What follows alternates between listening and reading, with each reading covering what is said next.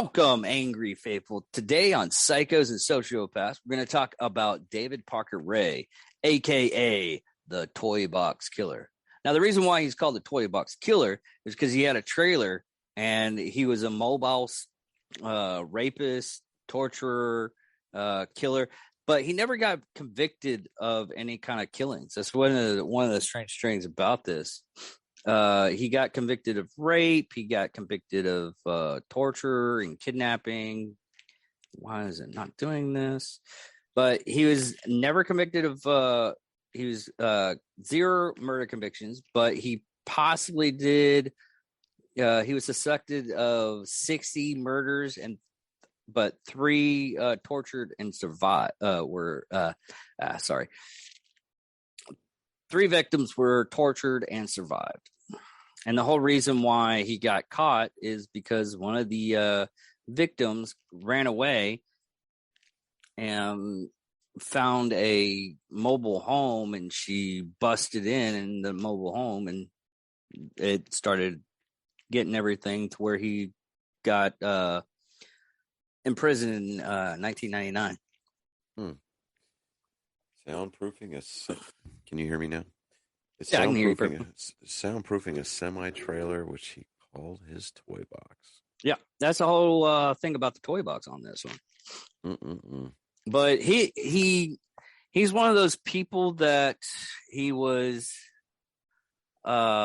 sexually abuses victims, sometimes involving his dog or his wife, who participated willingly in her husband's crimes. See, this is the reason why. That was another reason why I thought it was more or less like a Ken and Barbie kind of thing.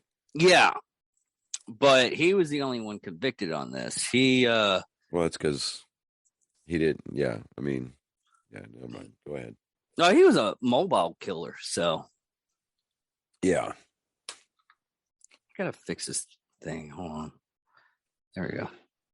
Yes, there. I thought I set everything up just right, and apparently I didn't, because I'm having like weird area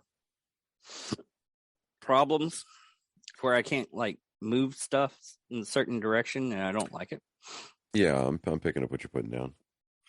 I didn't set up my feng shui just right. But anyways, what was strange about David? Well, it's not really strange. It's David Ray Parker, or David Parker Ray. God, not to be confused with Johnny Ray. Yeah, Johnny Ray. But he was one of those people that ended up getting shunned by his parents, and his grandparents ended up raising him, and his grandparents were supposedly very devout in their Catholic or Christian belief, to where and the grandfather was one of those people that is like, you grow up tough. And he said he was abused, but it would probably be abused nowadays. But it's one of those things. It was part of the time frame type deal. Yeah. Now, I was watching an interview. Let me see if they have it on this, because what he ended up doing, it's not showing.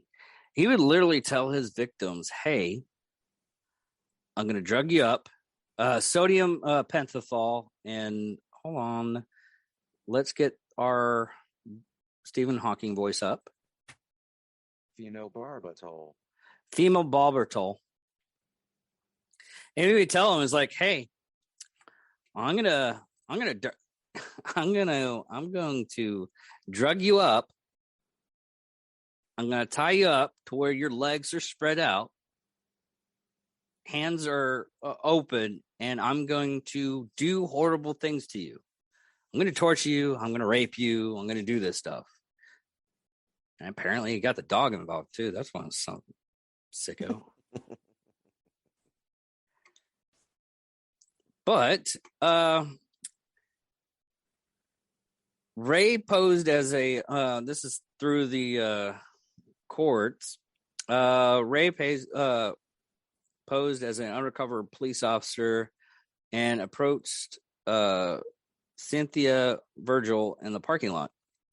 He told her that she was under arrest for soliciting of prostitution, and handcuffed her. He put her in his trailer and took her to the Elephant Boodle? Is that how you say that? Booty. It's literally Elephant Butte. Butte. Yeah. Butte. Like Butte, Montana. My brain is going to like butt. Elephant butt. But Butte. Language is not my first one. After 3 days of captivity, Virgil escaped from from the trailer at Elephant Butte on March 22, 1999. To escape, she waited until Ray had gone to work and then unlocked her chains. Ray's accomplice, Cindy Handy? Hetty. Like Hetty Lamore? Hetty? It's not Hetty, it's Headley. Henley. You didn't pay, okay. No, I got it. Okay. I was doing the same joke at the same time.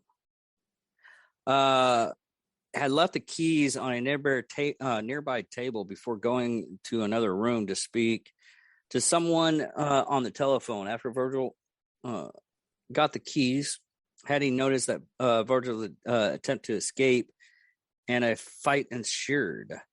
During the struggle, ensued. The word is ensued. Ensued. Better. Yes. During the struggle, more than 5 minutes. Yeah, go ahead. During the struggle, Henley broke a lamp on. Headley broke a lamp on the survivor's head, but Virgil unlocked her chains and stabbed Headley with the neck with an ice pick.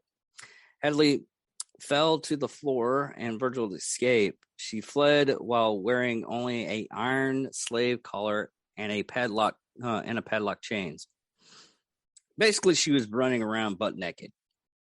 She ran down the road seeking help, which she got from a nearby homeowner, who took her in, confronted her, and called the police. Her escape led officials to the trailer and exignated the capture of Ray and his accomplices. Yes, yeah. He comforted her, called the police, and helped instigate the capture of Ray and his accomplices. I just feel like busting your balls today. It's okay. Police stopped Ray and Hendy, and Ray was taken to jail after the publicity surrounding the arrest.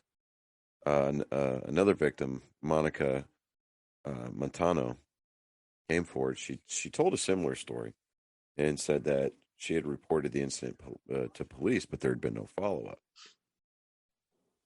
Ray had a video of another victim, Kelly Garrett, also called Kelly Van Cleve, which dated from 1996. Garrett ultimately was found in Colorado alive after police identified a tattoo on her ankle. She later testified that she had gotten into a fight with her husband and decided to spend the night playing pool with friends. And on July 24th of 96, Ray's daughter, Jessie, who knew Garrett, took her to the Blue Water Saloon in Truth or Consequences, New Mexico. How is that for one hell of a town name, right? Well, that's the whole reason why I talked to a friend of mine, Candy, about this, because she lived in New Mexico and then she moved to Texas, and I asked her about that. That whole reason why that name is there is because there was a game show called Truth or Consequences, and they did this whole promotion thing. Is like, hey, who would name their town Truth or Consequences, the name of the show, and we'll do a show there. So that's how that happened. All right, so they drugged her. They drugged the beer she was drinking. Garrett had walked to the parking lot when she suffered a blow from behind, which knocked her unconscious. Ray took her to his trailer and attached a dog collar and a leash to her neck. Garrett woke up but blacked out several times, including during the 2 days of torture and drugging. During this time, Ray noticed that she was breathing and slashed open her throat. Thinking that he had killed her, he dumped her beside a roadside near Caballo. She was later treated for her injuries at a local clinic. Neither her husband nor the police believed her story. Her husband believed that she had been cheating on him the night that she was attacked. He sued for divorce, and Garrett moved to Colorado. Why? That's some telling you fucked what. up shit. You want to talk about when it all came out and that she was telling them the truth? How big of an asshole he had to feel like? All right, so later she was interviewed on cold case files about her ordeal. The two other accomplices were uncovered by the investigation: Glenda Jean, Jessie Ray, which is Ray's daughter, and Dennis Yancey. Yancey admitted to strangling his former girlfriend, Marie Parker, after Ray had kidnapped and tortured her. Yancey was convicted of second-degree murder and conspiracy to commit first-degree murder and was sentenced to 2 15-year prison terms. After that murder, Ray allegedly admitted to having an accomplice named Billy Bowers, a previous business partner whom Ray also murdered. The FBI sent 100 agents to examine Ray's property and surroundings, but no identifiable human remains were found. To prevent women from reporting the crimes, Ray had drugged them with agents to induce amnesia. He made a tape recording of himself telling one woman that the drugs were sodium pentanol and phenobarbital, or Phenobarbital. That guy. Hold on. Phenon or phenobarbital. There we go. That's what I'm going with. Phenobarbital. Barbital. Okay. Thank you, Stephen Hawking. One woman remained uncertain that her recollections of the abuse were anything but nightmares until she was contacted by the FBI. After questioning, she came to remember the mistreatment in increasing detail. During the trial, a decision was made to try the cases involving Ray's attacks in 3 trials: one for his acts against Cynthia Virgil, one for the attack against Angelica Montano, and one for those against Kelly Garrett. Trial 1 resulted in a mistrial and retrial, with a conviction in the retrial on all 12 counts. Montano died before trial number 2, and there was no conviction. Ray agreed to a plea bargain in which he was sentenced in 2001 to 224 years in prison for numerous offenses in the abduction and sexual torture of 3 young women at his Elephant Butte Lake home. Ray's daughter, Glenda Jean, or Jessie Ray, was also tried on charges of kidnapping. She was sentenced to 2.5 years in prison, with an additional 5 years to be served on probation. In 1999, accomplice Dennis Roy Yancey was convicted of the strangulation murder of Marie Parker in Elephant Butte, which Ray recorded in 2010. Yancey was paroled after serving 11 years in prison, but the release was delayed by difficulties negotiating for a plan for residence. 3 months after his release, Yancey was charged with violating his parole. He was remanded to custody, where he is to remain until 2021, which was last year, to serve the rest of his original sentence. In 2000, Cindy Hendy, an accomplice who testified against Ray, received a sentence of 36 years in her role for the crimes. She was scheduled to receive parole in 2017. She was released on July 15th, 2019, after serving 2 years serving the 2 years of her parole in prison. On May 28th, 2002, Ray was taken to the Lee County Correctional Facility in Hobbs, New Mexico, to be questioned by state police. He died of a heart attack before the interrogation took place. That's that's kind of a lackluster ending to that whole thing. I mean, anticlimactic, I guess. Yeah, would be a better term. There's actual pictures of the actual toy box killer semi truck. Yeah. It's It is so weird. And it's basically the torture portion of it, I guess. I mean, there's a mattress in the back, all kinds of chains and paddles and other stuff in there. And there's a seat that looks like it can roll up, like move forward or something like that, to where I guess that's where they chain them at. And it's just, from what I gathered from some of the research I did on researched on it, I think he also has a sign up there that says Satan's Den. But from what the FBI said, there was like $100,000 worth of S&M stuff in there. Would you like to see my game room? Oh, do you have an Xbox or a PlayStation? But it has a this whole makeshift torture chamber has like a stove, a sink, all the necessities you need. Kind of I guess a bookshelf type deal thing in there. But it was more or less a mobile torture chamber. Oh my God, what the fuck is that? Dude, hold on. Let me see if I can visit this, and I'll send you the actual just picture of it. Okay, here we go. No. Oh, okay,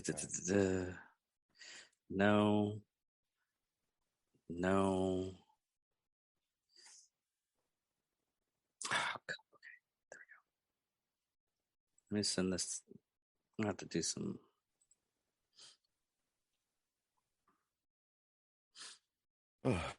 Let's see if I can send you a picture of it. There we go.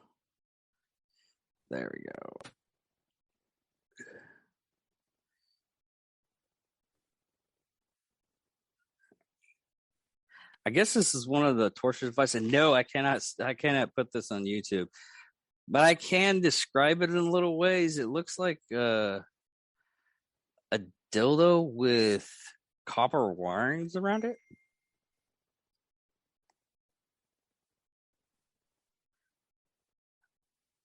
Oh, they had tampons too, just in case they almost bleeded out.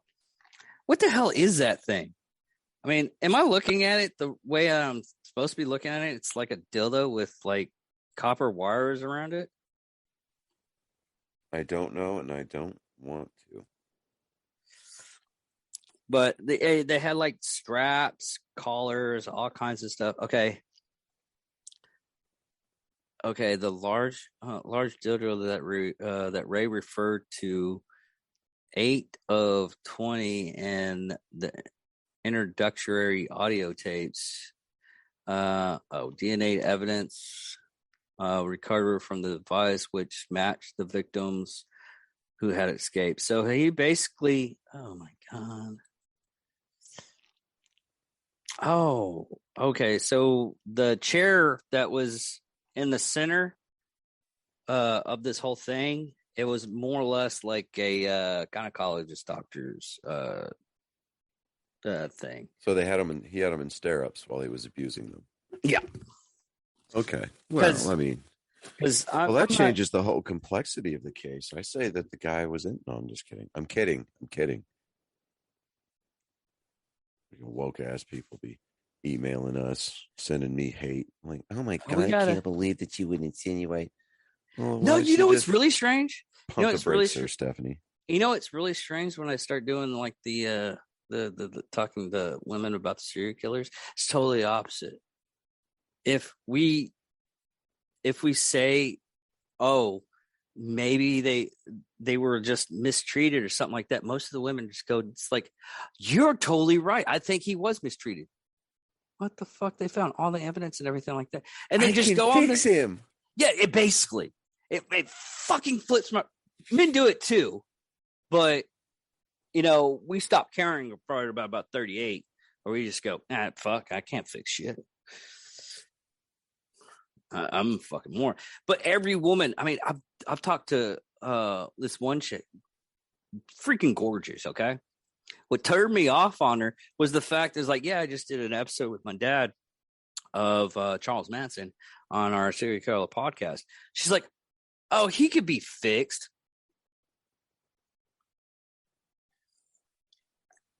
And if you're listening to us chemically and surgically, yeah, he could.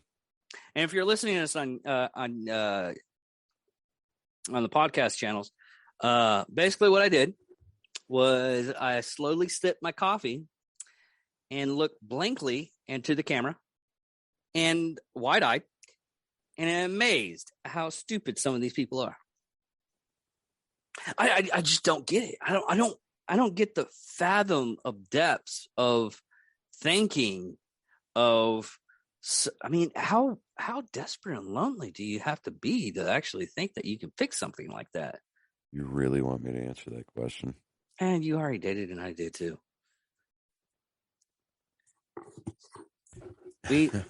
I mean, we've both been with and have been left by women who left us for those types of people. So yeah, and they wonder where they messed up. Hold on.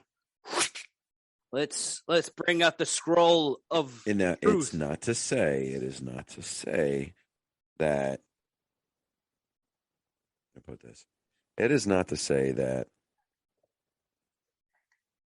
we were that I'm a firm believer that anybody who's ever left us was not the one that God intended for us to have. Oh, I'm totally with you on that one. Okay, there we go. There's certain women that it's like, oh, she seems pretty decent and everything like that. Well, I'll go ahead and talk with her, and then she just drops me. I'm like, oh, that's like the chick that was we were supposed to watch Ghostbusters Afterlife this week, and she was like, I don't think I'm gonna make it anymore. I was like, okay, but it was one of those things. It's at that time frame in the relationship where we're just talking and everything, so they drop it off. There's no investment there. Yeah. Okay. I mean, I spent $4 on her, so I didn't expect that much big of an investment on her. How much was her OnlyFriends subscription? Oh no, not that one. Oh, okay. I was like, wait a minute, $4? I'm like, good Lord.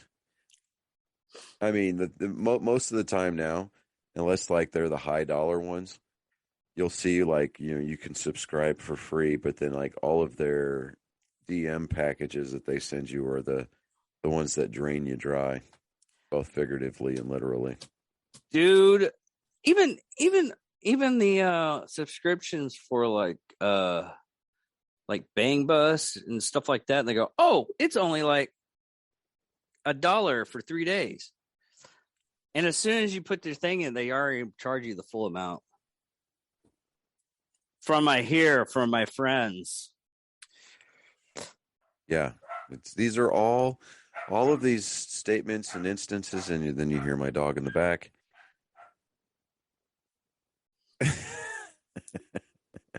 Shut up, dog. I like your dog. Shut up. Yeah, my dog is cool. He's just not a dog. I mean, he's not a real dog. Well, yeah, I mean, I guess he's a real dog. He's a rat with good PR. Yes, he is a rat with good PR. But then my brain just goes. Yeah. Anyways, stay off of OnlyFriends, people. Smoley friends. Oscar Foxtrot. Oscar Foxtrot. Stay away from Oscar Foxtrot. It's no good. I mean, what's really interesting about this case though is you very rarely do you see like certain serial killers have like backup people to help you out. It's like that's true.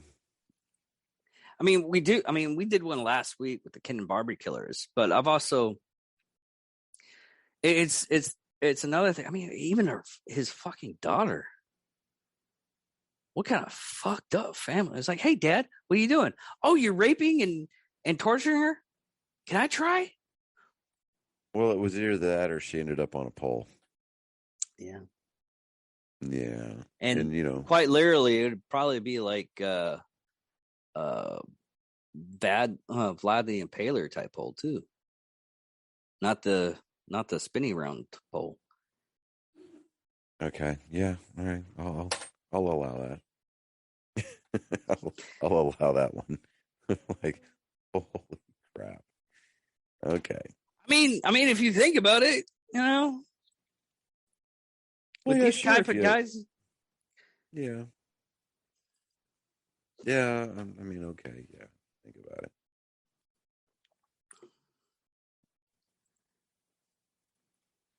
but Do you not have a joke this week, Colin?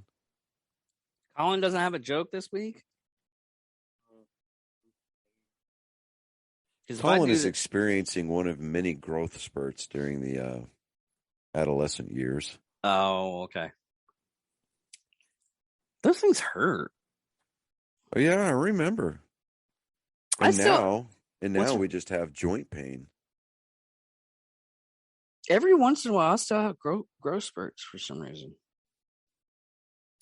That's got a lot to do with your position in the bed, the blood pressure, and the morning fairy coming across and sprinkling dust. Is that what it is? Yeah, those are the only growth spurts that you should be experiencing at this point in your life. Uh, is there like any kind of traps you can get set for those fairies or something like that? Okay, They Colin has hurt. a joke. All right, here it Okay. comes, everybody. All right, so this is our weekly psychos and sociopaths jokes with my son, Colin. I Get in the shot. tried phone sex once, but the holes were too small.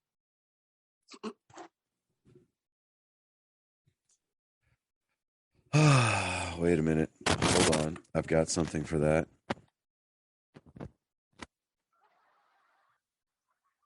There we go. You got the laugh track, bud. It's almost as bad as what was it?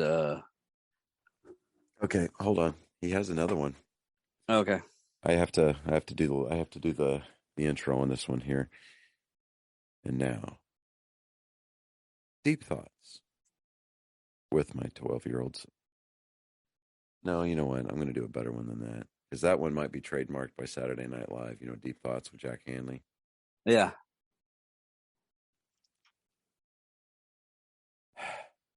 And now,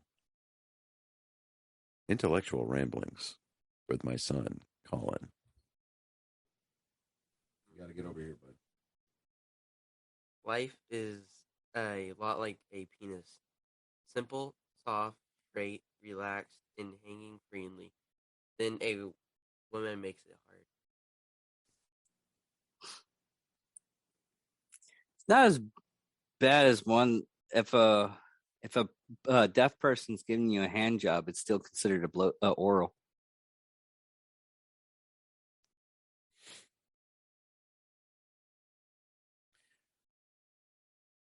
I mean, think about it.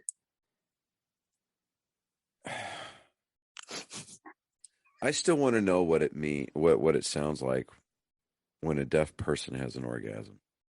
Oh, watch what was it? I hope they serve beer in hell. Okay. That first scene. Okay. I'm now slightly intrigued. Okay. Yeah, it's just the first scene and everything like that. It's so fun because think about it this way: they can't hear themselves screaming, so they can't judge how soft they need to be. So they're possibly yelling like they're being tortured. All right. I'm going to tell this joke because I don't want to get drug into a courtroom because my son told a joke like this. What's the difference between anal and oral sex? The process of the food. Oral sex makes your day. Anal sex makes your whole week. Oh, okay. Okay. I get that one. Reagan. Okay. Oh Yeah. man. Yeah. Me and Maria were talking about that because we were talking about our super fan. Every once in a while, our super fan goes on long trucks on the highways of the United States, and every once in a while, she needs, instead of talking to herself, she wants to talk to an actual human. So she'll call one of us up, and we were talking about some of the, because she got into our top secret group chat. I finally put her in our top secret group chat. Yeah. And I sent her a video. It was just like, oh, that's cute little doorways and whatnot secret passages and everything. It's like, Maria, look at the video again, starting out. She's like, what are you talking? Oh my God. I mean, literally, it was like, I guess it was like an ornament, or it could have been a butt plug about that big. I mean, it legitimately looked like a butt plug. She's like, that would rip you apart. I was like, weren't we talking about someone farting after having something like that in them? You know, they make dildos now that look like anime tentacles, right? Mm-hmm. Yeah. Yeah. And apparently that's a pretty popular genre from what I understand. Anime porn for tentacle porn? Well, okay. There's a reason for that, though.